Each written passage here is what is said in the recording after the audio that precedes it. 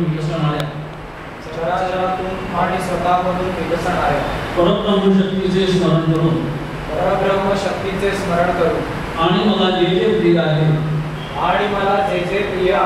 त्या सर्वांचे स्मरण करून मी अशी प्रतिज्ञा करतो की राष्ट्रसेवेचा आणि धर्मसंस्थापनेचा सर्वश्रेष्ठ मार्ग म्हणून मी ज्ञान प्रबोधिनीचा प्रतिज्ञित घटक होत आहे। प्रबोधिनीचे कार्य मी तनमन धनपूर्वक उत्तरदायी राहून आयुष्यभर करेन।